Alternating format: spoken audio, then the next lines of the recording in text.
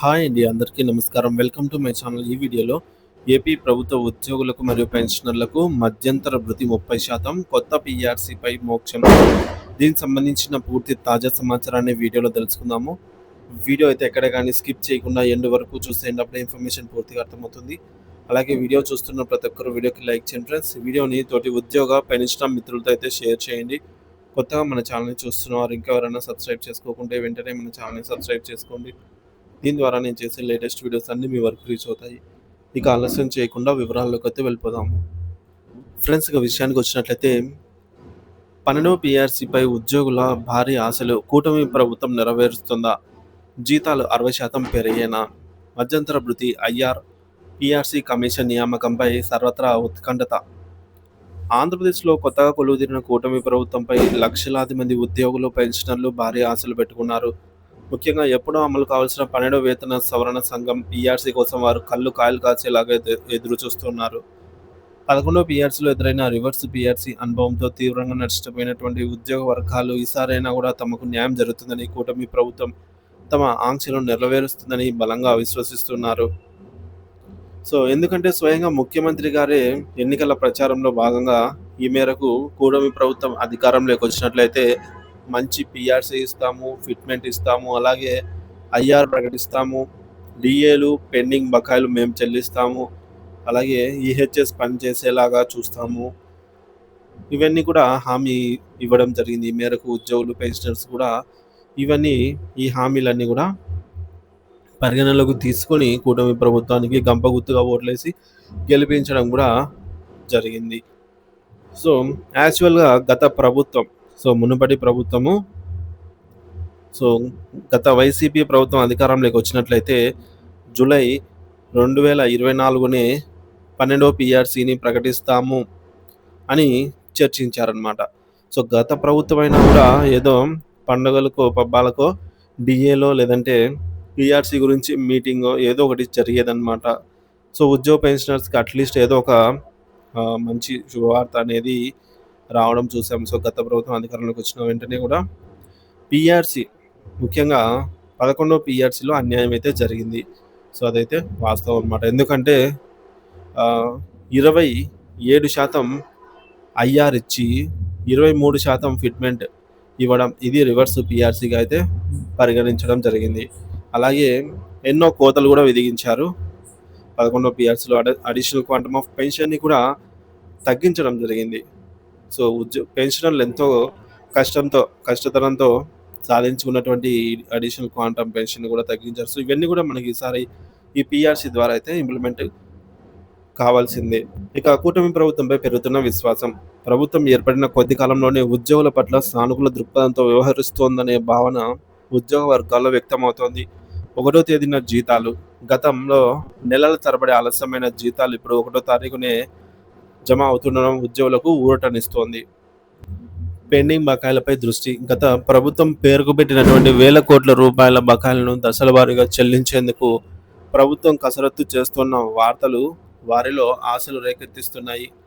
గౌరవప్రదమైన వాతావరణం. ఉద్యోగులను గౌరవంగా చూడాలని, వారిపై అనవసర వేధింపులు ఉండకూడదని కూడా ప్రభుత్వం స్పష్టమైన సంకేతాలు ఇవ్వడము సానుకూల పరిణామమే.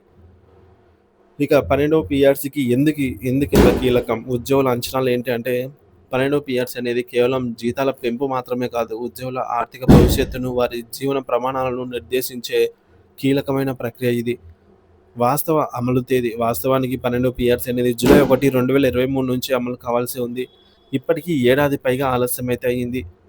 ఈ మేరకు పీఆర్సీలో అత్యంత కీలకమైన అంశం ఫిట్మెంట్ ఫ్యాక్టర్. గత 11వ పీఆర్సీలో మనకు 27% ఫిట్మెంట్ అయితే 27% ఐఆర్ ఇచ్చి 23% ఫిట్మెంట్ అయితే ఇచ్చారు. ఈసారి 27% కాకుండా 30-40% వరకు తగ్గకుండా ఫిట్మెంట్ ఇవ్వాలి అని అయితే ఉద్యోగ పెన్షన్లు ఆశిస్తున్నారు. ఎందుకంటే ఉద్యోగులు ఫ్రెండ్లీ ప్రభుత్వం, కూటమి ప్రభుత్వం కాబట్టి.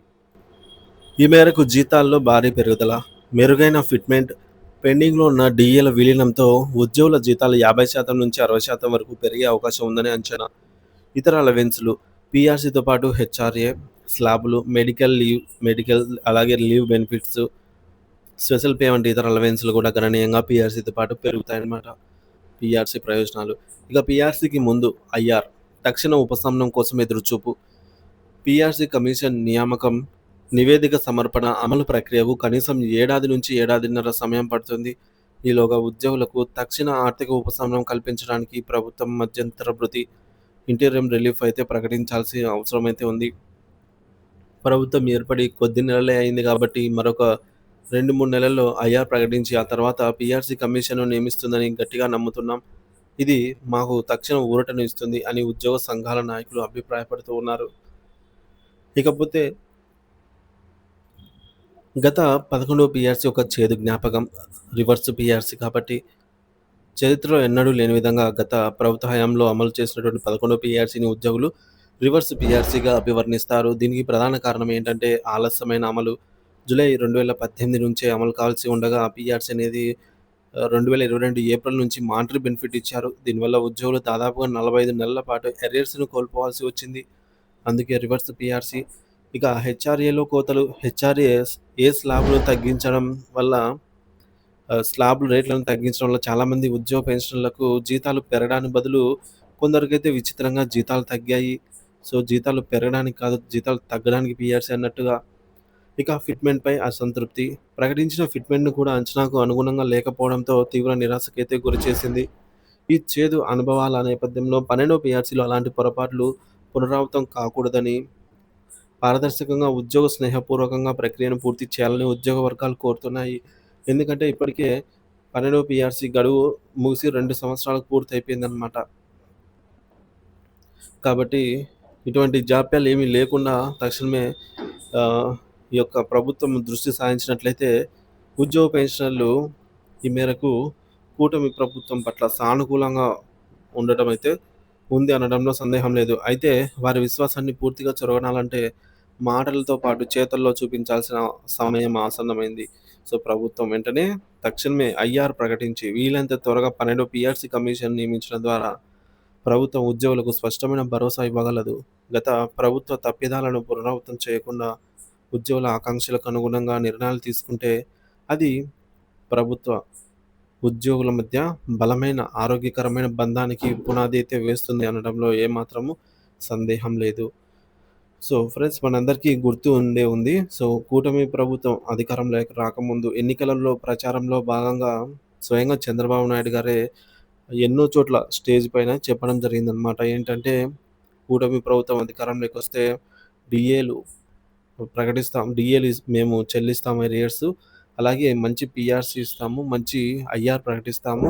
ముఖ్యంగా ఓపీఎస్, ఓపీఎస్‌ని ఇంప్లిమెంట్ చేస్తాము. గరిష్టంగా ఒక సంవత్సర కాలంతో పడుతుంది అని చెప్పి హామీ ఇవ్వడం జరిగింది. కానీ ఇప్పుడు ఈ సంవత్సర కాలం అయితే గడిచింది కాబట్టి వెంటనే వీటన్నిటిని, చెప్పిన హామీలన్నిటిని కూడా నెరవేర్చాలి అని ఉద్యోగ పెన్షనర్స్ అయితే పట్టుబడుతున్నారు. సో, గరిష్టంగా 3 నెలలైతే టైం ఇవ్వడం జరిగింది ప్రభుత్వానికి మళ్ళీ.